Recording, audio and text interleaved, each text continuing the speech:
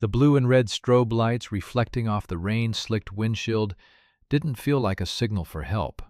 They felt like the pulsing, jagged rhythm of a nightmare I couldn't wake up from. Within seconds, the peace of our 10th anniversary evening was shattered by the scream of a siren and the aggressive bark of a man who saw us not as citizens, but as prey.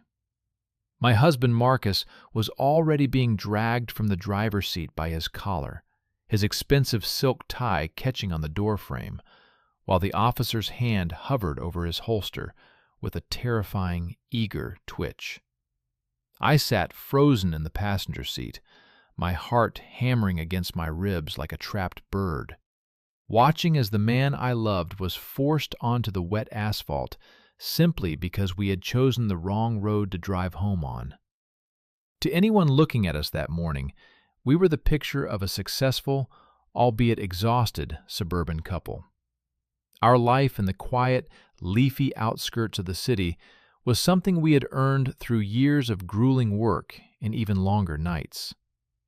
Our home was a sanctuary of neutral tones, soft linen, and the scent of expensive coffee, a far cry from the gritty, high-stakes environments we occupied during the day.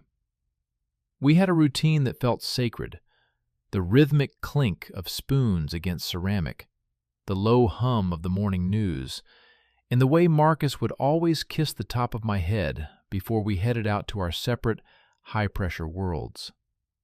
We told our neighbors we worked in private security consultancy and government logistics, vague enough to avoid questions, but enough to explain our late hours and the occasional sudden departures. It was our 10th anniversary, a milestone we had promised to celebrate with the kind of indulgence we usually avoided. I remember the weight of the silk dress I had chosen, a deep emerald green that shimmered under the warm lights of our bedroom. Marcus had looked at me with that same steady, adoring gaze he'd had since we were 20, adjusting his cufflinks with practiced precision. He looked every bit the successful executive, and I felt, for the first time in months, like a woman who didn't have to carry the weight of the world on her shoulders. We were just Sarah and Marcus, a couple in love, heading to a quiet 5-star bistro tucked away in the neighboring town of Oak Ridge. Oak Ridge was one of those towns that felt frozen in time, where the lawns were manicured to a lethal sharpness, and the American flags on every porch felt less like a celebration and more like a warning.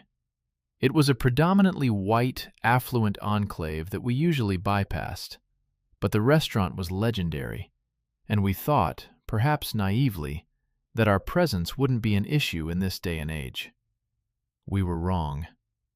The first hint of trouble came earlier that afternoon, though I didn't recognize it as a warning then. I had stopped at a local gas station on the edge of Oak Ridge to fill up our SUV, a sleek, blacked-out Tahoe that was as much a tool for our trade as it was a vehicle. As I stood by the pump, a patrol car had slowed to a crawl. The officer inside didn't just look at me, he stared. It was a cold, lingering gaze that traveled from the luxury vehicle to my face, then back to the car. He didn't nod, didn't smile. He just sat there, the engine of his cruiser idling with a low, menacing growl, until I finished and pulled away. I felt his eyes in my rearview mirror for 3 blocks before he finally turned off.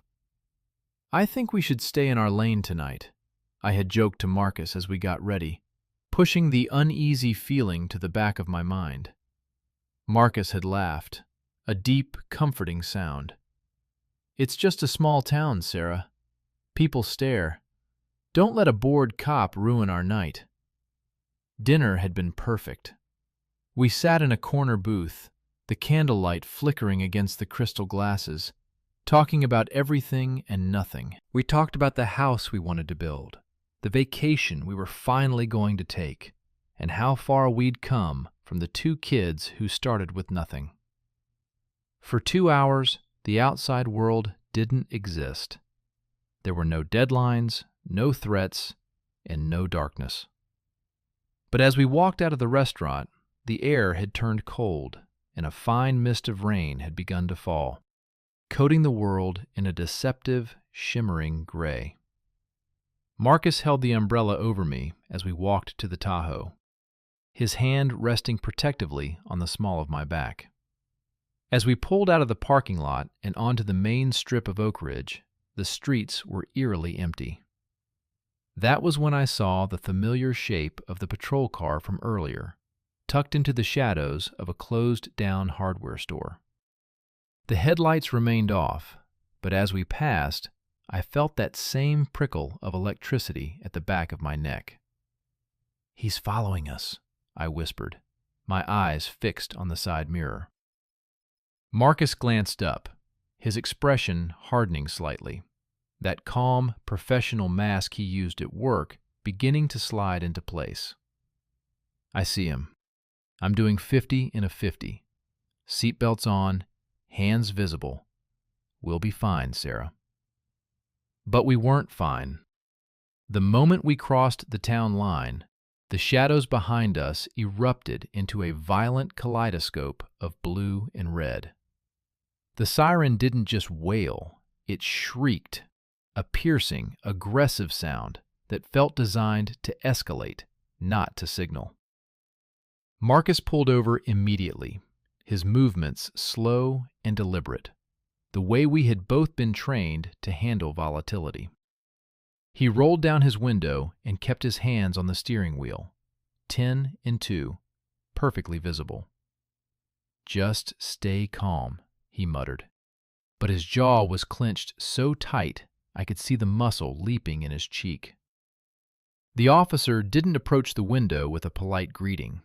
He stopped toward the car, his hand already unholstering his weapon, his face twisted into a mask of pure, unadulterated loathing.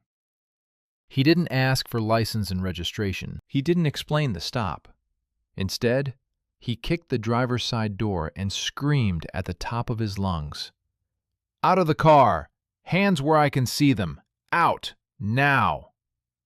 The anniversary dinner, the silk dress, the 10 years of peace. It all evaporated in the smell of wet pavement and the terrifying click of handcuffs. This wasn't a traffic stop. This was a hunt. The officer's name tag, partially obscured by his rain-slicked utility vest, read Miller.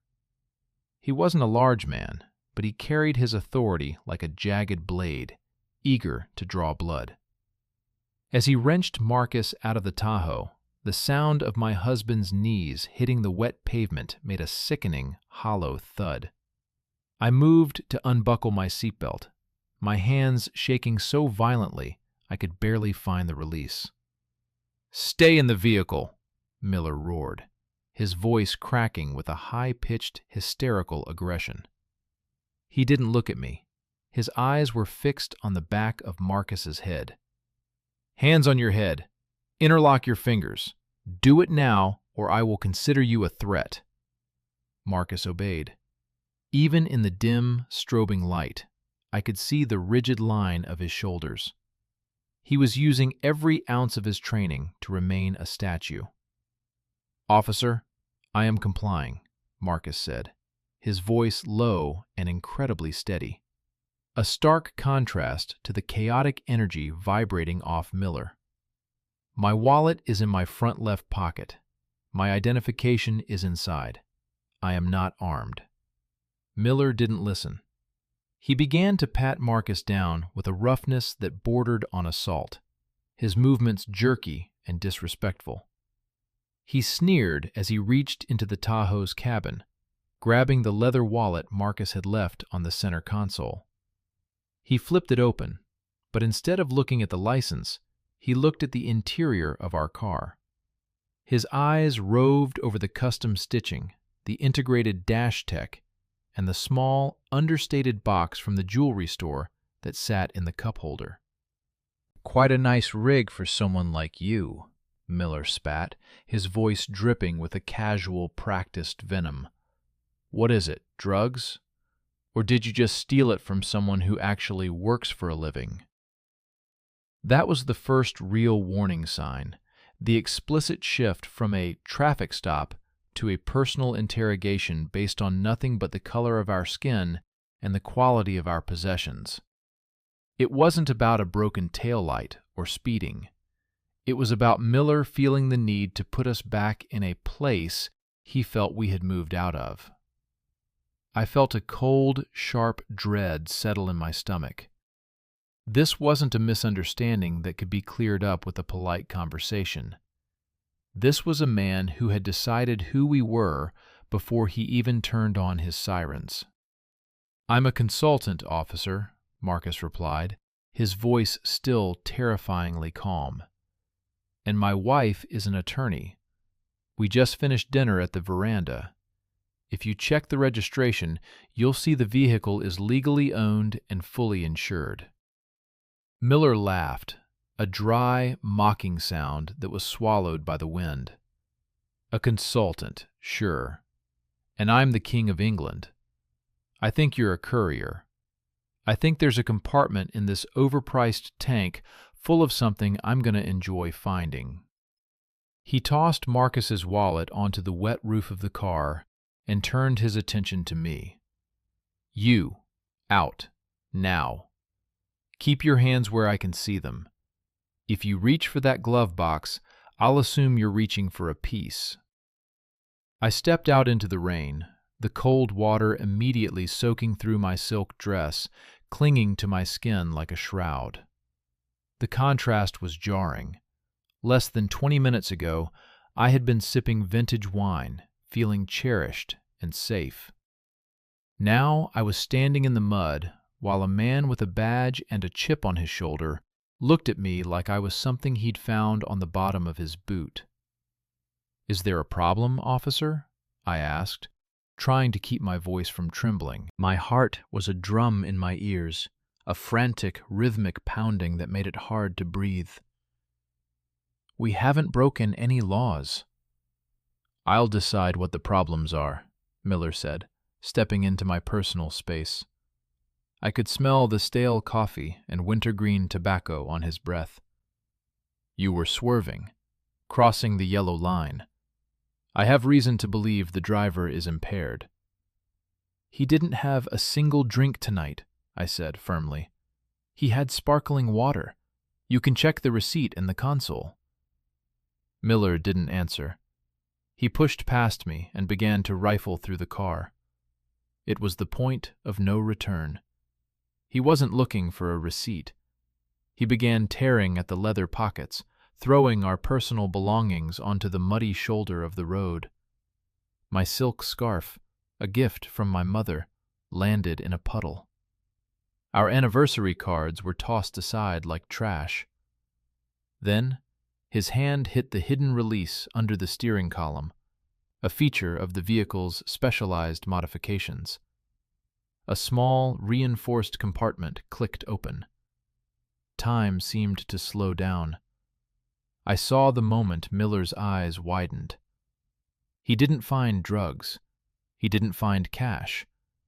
He found the two heavy, black leather folders that contained our real lives.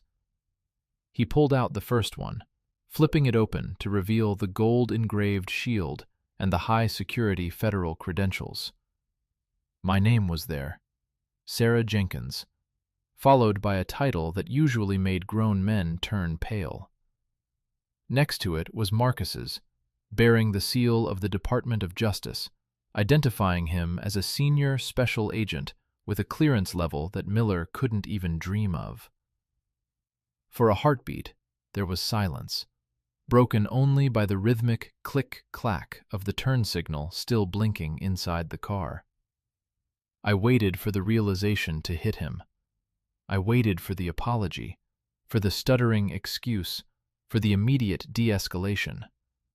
Instead, Miller looked from the credentials to Marcus, who was still kneeling in the dirt, and then back to me. A strange, twisted grin spread across his face, a look of pure, delusional arrogance.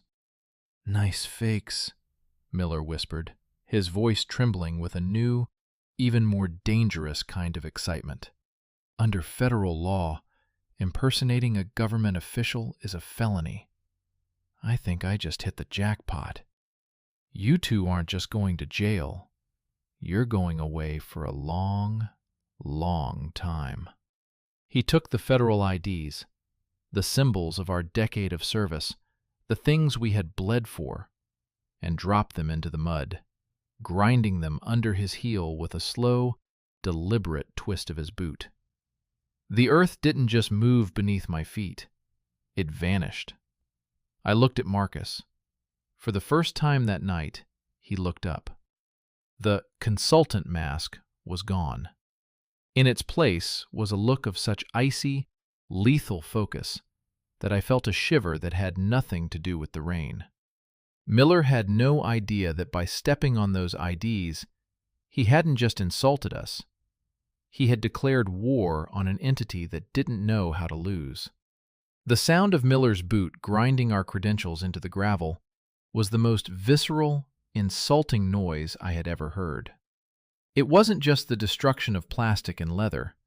It was the symbolic erasure of our lives, our sacrifices, and the very law he was sworn to uphold. I felt a surge of heat crawl up my neck, a scorching, primal rage that threatened to bypass my training and take control of my hands. You just made the biggest mistake of your life, I said, my voice barely a whisper, yet vibrating with a force that made Miller pause for a fraction of a second. Is that a threat? Miller sneered, stepping closer until his chest almost touched my shoulder. He was trying to intimidate me, to make me flinch. I love it when the lawyers start talking about mistakes. It makes the paperwork so much more satisfying. He turned back to his cruiser and grabbed his radio, his eyes never leaving Marcus, who remained motionless on his knees. Dispatch, this is Unit 42. I have 2 suspects in custody at the corner of 5th and Main. Possible stolen vehicle, felony impersonation of federal officers, and suspected narcotics. Send Unit 12 for backup. Code 3. My heart did a slow, painful roll in my chest. Narcotics? There wasn't so much as a stray aspirin in that car. He was going to plant evidence. The realization hit me like a physical blow to the stomach, a cold, sickening wave of nausea. This wasn't just a bad cop moment. This was a calculated framing. Within minutes, a second patrol car screeched to a halt, its tires throwing up a spray of muddy water that soaked Marcus's legs. A second officer, older, with a thick neck and a weary, cynical face, stepped out. This was Officer Vance. For a moment, a flicker of hope ignited in my chest. An older officer might have the sense to see the absurdity of the situation. "What have we got, Miller?" Vance asked, his eyes roving over the scene with practiced indifference. "Pair of posers in a Tahoe," Miller said, gesturing wildly with his flashlight. "Tried to flash fake DOJ badges at me. Look at 'em. Emerald dresses and silk ties. They're couriers, Vance. Probably carrying the weekend's haul for the North Side crew." Vance walked over to where our credentials lay in the mud. He looked down at them, his expression unreadable. I held my breath, waiting for the flicker of recognition, the moment of sanity. Instead, he simply kicked them further toward the gutter. "DOJ, huh?" Vance chuckled, a dry, rattling sound. "Bold choice. Usually they go for state troopers. Much easier to faking." "Officer Vance," I said, stepping forward. "My name is Sarah Jenkins. I am a Special Assistant U.S. Attorney. My husband is Senior Special Agent Marcus Jenkins. If you don't call your supervisor and verify our credentials right now, you are going to be a co-defendant in a civil rights lawsuit that will bankrupt this entire municipality." Vance looked at me, and for the first time, I saw a flash of something other than arrogance. It was a flicker of doubt, quickly smothered by a lifetime of systemic protection. "Pipe down, lady. You're just making it worse for yourself."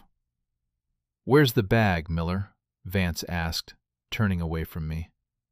Miller reached into his own pocket, not the car, but his own pocket, and pulled out a small, clear plastic baggie containing a white crystalline substance. He held it up to the strobe lights, a triumphant, demonic glint in his eyes. "Found it under the driver's seat, right next to a burner phone." I looked at Marcus. He was still silent.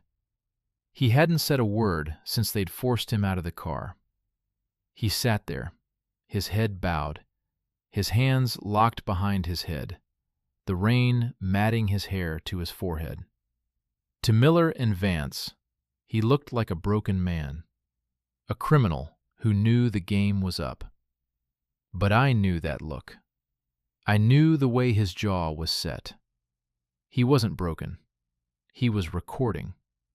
Every word, every movement, every violation was being etched into his memory with the precision of a hard drive. "Marcus?" I whispered, my voice trembling. He didn't look at me. He didn't even blink. He was paralyzed in a way that terrified me, not by fear, but by the sheer, overwhelming weight of the betrayal he was witnessing. He had spent 15 years in the field, protecting men like these, and now he was being treated like a piece of trash by the very people he considered brothers in arms. Miller walked over to Marcus, the baggie of planted drugs in his hand. "Well, Agent Jenkins, what have you got to say for yourself? Does the DOJ provide the product, or do you source it locally?" Marcus finally looked up. His eyes weren't filled with tears or rage. They were empty. A hollow, terrifying void. "Check the dash cam, Miller," he said softly. Miller froze. "What?" "The Tahoe," Marcus continued, his voice devoid of emotion. "It's a fleet-issued Level 5 armored variant. It doesn't just have a dash cam. It has a 360-degree encrypted thermal imaging and audio recording suite that uploads to a secure federal cloud server in real time. It's been recording since you pulled us over. It recorded you kicking the door. It recorded you grinding our IDs into the mud. And it just recorded you pulling that baggie out of your left pocket." The silence that followed was heavy, punctuated only by the sizzle of rain on the hot engine of the patrol car. Miller's face went from a triumphant red to a sickly, pale gray. He looked at the Tahoe, then at the small, inconspicuous sensors hidden in the grille and the side mirrors. "You're lying," Miller hissed, but his voice lacked conviction. He stepped toward the vehicle, his hand reaching for the door handle. "I'll rip the damn thing out." "Touch that door," I said, stepping between him and the car, "and you add tampering with federal evidence to the list of charges. And trust me, Miller, that one carries a mandatory minimum that will see you celebrate your 50th birthday behind bars." Vance stepped back, his hands moving away from his belt. He was a veteran. He knew when a ship was sinking. "Miller, did you find that baggie in the car?" I saw him drop it," Miller shouted, his voice cracking, the bravado crumbling into a shrill, desperate whine. "He dropped it when he got out. You saw it, Vance. Tell them you saw it." Vance didn't say a word. He looked at the Tahoe, then at the mud-stained credentials, and then he looked at us. The power dynamic hadn't just shifted, it had inverted. We weren't the suspects anymore. We were the executioners. But Miller wasn't done. Desperation is a dangerous thing in a man with a gun. He looked at the baggie in his hand, then at us, and I saw the moment his brain snapped. He didn't drop the drugs. He didn't apologize. Instead, he drew his service weapon and pointed it directly at Marcus's chest. "I don't care who you are," Miller screamed, his hand shaking so badly the barrel of the gun danced in the air.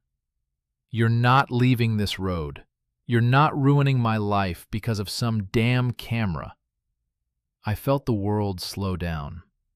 The rain seemed to hang in the air like diamonds. My heart stopped. My husband was kneeling in the dirt. A panicked, racist cop was seconds away from pulling the trigger. And for the first time in my life, the law felt like a very thin shield against a very heavy bullet. In that moment, looking at the trembling barrel of Miller's Glock, something inside me didn't just break, it crystallized.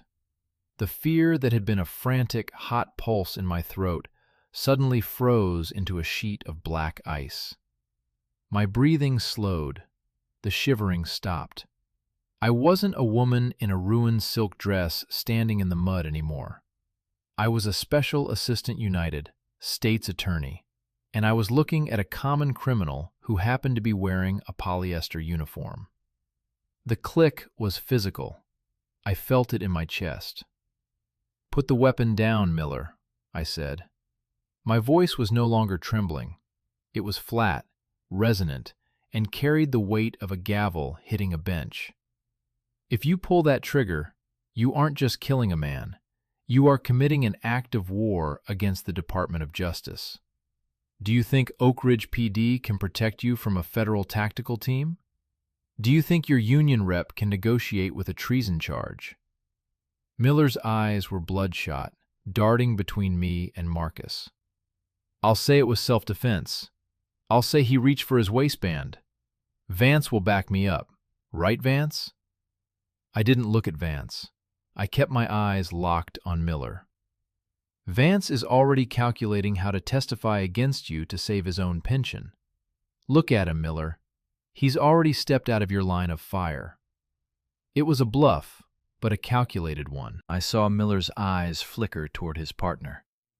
That split second was all Marcus needed. He didn't move toward the gun.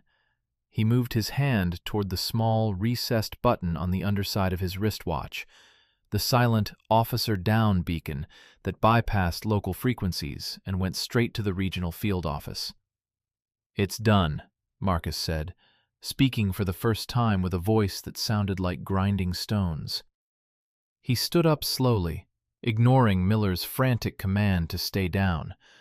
He stood to his full height, towering over the officer. "The beacon is live. In exactly 4 minutes, this GPS coordinate will be the most crowded place in the state. Put the gun down, Miller. Don't make them use the body bags." The transformation in Marcus was terrifying. The husband was gone. The man who kissed the top of my head and worried about the garden was replaced by a senior special agent who had stared down cartels and domestic terrorists. He walked toward Miller, not with aggression, but with a terrifying, inevitable calm. "Back off! I'll do it!" Miller shrieked, but his hands were shaking so violently now that the gun was swaying in wide arcs. "You don't have the stomach for it," I said, stepping up beside my husband. "You're a bully who likes the dark. But the lights are on now, Miller, and the world is watching." The retribution didn't come with a bang, but with the distant, rhythmic thumping of rotors and the scream of high-performance engines. It wasn't the local police. 3 blacked-out SUVs tore around the corner, followed by a state police helicopter that bathed the entire street in a blinding, artificial white light. Men in tactical gear, bearing the same yellow "Federal Agent" letters that Miller had ground into the mud, swarmed the area. Miller dropped his gun as if it had turned into a snake. He fell to his knees, his face pressed into the very mud where he had tried to humiliate us. Vance didn't even put up a fight. He put his hands up immediately, his face a mask of weary resignation. An older man in a charcoal suit, Marcus's regional director, stepped out of the lead SUV. He looked at the scene, the mud-stained green dress, the the planted baggie on the hood, the two local cops being disarmed and cuffed by federal agents. He walked over to where our credentials lay in the dirt, picked them up, and wiped them clean with a white handkerchief before handing them back to us. "Agent Jenkins, counselor," he said, his voice grave. "Are you hurt?" "We're fine, David," Marcus said, though his eyes were still on Miller. I walked over to Miller, who was now being hoisted up by two federal agents. He looked small. He looked pathetic. The rain had washed away the bravado, leaving only a frightened, middle-aged man who had let his hatred ruin his life.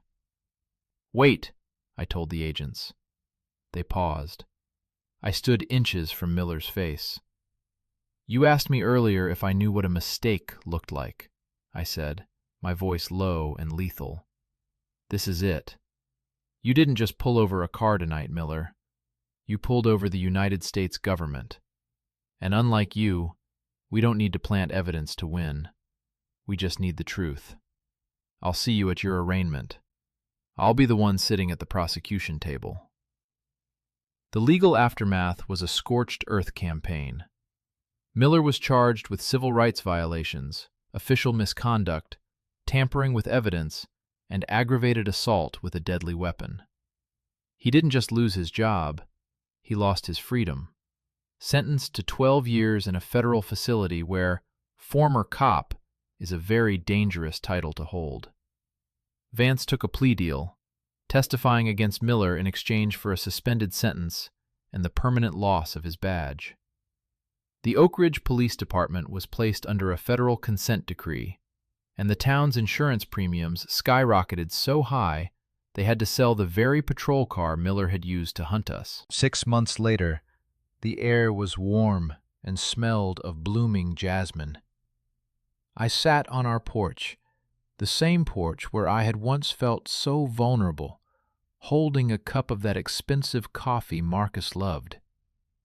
The emerald green dress had been burned, a symbolic purging of that night, but the memory remained, not as a trauma, but as a reminder. Marcus came out and sat beside me, his hand finding mine. We didn't talk about the case. We didn't talk about the consultancy. We just watched the sunset paint the sky in shades of gold and violet. I looked at the quiet street, at the neighbors waving as they walked their dogs, and I realized that the safety we had built wasn't in the walls of the house or the armor of the car. It was in the strength of who we were when the lights went out. "You know," Marcus said softly, squeezing my hand, "I think we should finally take that vacation. Somewhere with no sirens." I smiled, leaning my head on his shoulder. "As long as you're the one driving." We had survived the darkness by being the light that burned it away. And as I looked at our reflection in the glass of the door, I didn't see victims. I saw a couple who had walked through the fire and come out forged in steel. The world can be a cruel, jagged place, but when you stand for the truth, you never have to stand alone. Power isn't in the badge you wear. It's in the integrity you keep when you think no one is looking. And that is a law that no one can ever take away from us.